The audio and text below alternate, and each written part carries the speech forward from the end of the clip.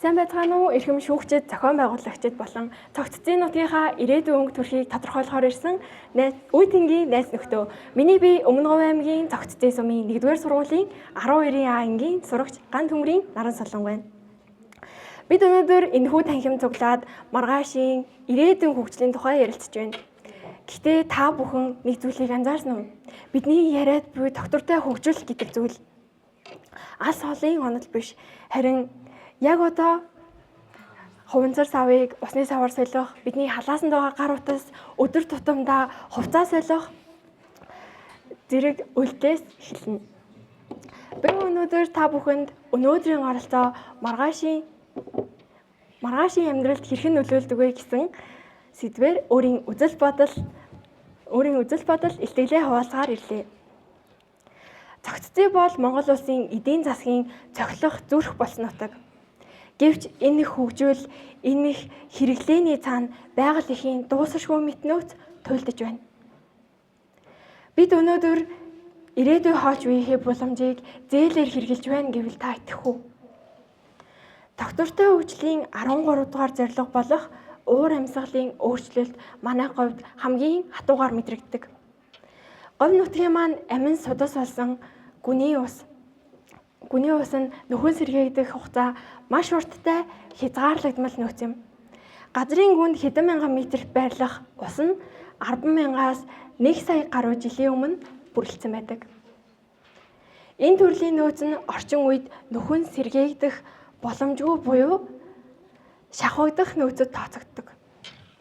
Уул уурхай болон ахуйн хэрэглээнд бид усны дусал бүрийг алт мэт гамнаж сурахгүй бол маргаашийн манай нутаг амьд амьтан тогтнохын аргагүй ангасан цөл болох аюул ойрхон байна.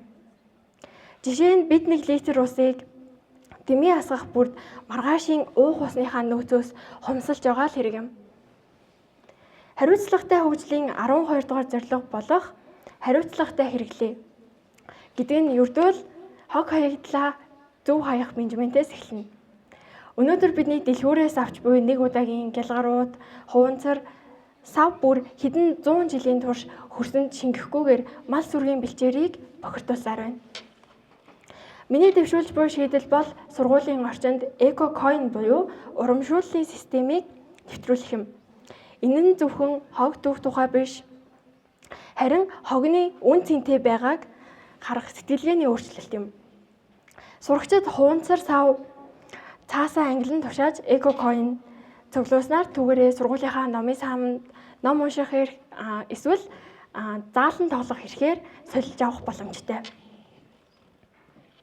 Мөн энэ үйлсэд охид хөвгүүд бүр тэгш оролцох, хамтдаа үн цэн бүтээх бүрэн боломжтой. Бид сургууль дээрээ цаасыг хоёр талаар нь ашиглахгүй шууд хаях, анги танхимын гэрлийг хэрэгцээг үед асаалттай орхих зэрэг жижиг үйлдэлүүдийг өдөр тутамдаа гаргадаг. Өнөөдөр энд байгаа Idea to Impact, Obsidian, Madden, Parasite зэрэг багууд төсөө танилцуулж байгаа нь бидний оролцоо бодиттой байгаагийн илрэл юм гэж би харж байна. Миний дэвшүүлсэн санаач бас эдгээр багуудтай хамтран хэрэгжиж цогццын сумын сургуулиудыг эко загвар сургууль болгох бүрэн боломжтой. Эцэстэн дүгнэхэд их дэлхий бидэнд өвлөгдөж ирээгүй. Харин бид ирээдүйн үеэсээ түр зээлж авсан юм. Өнөөдөр чихэр аваад хайсан нэг уут маргаашийн хин нэгний ундны усыг бохирдуулж байдгийг ухамсарлах цаг аль хэдийн хаяанд иржээ. Бид өнөөдөр хэрэглээгээ хянаж байгальтаа ээлтэй сонголт хийж чадвал маргаашийн хүн бүрт ээлтэй нутаг хിവэр үлдэх болно. Бидний марафон ердөө л эхэлж байна. Ирээдүйн төлөө хамтдаа хариуцлагатай хэрэглэж сурцгаая. Анхаарал хандуулсан явданд маш их баярлалаа.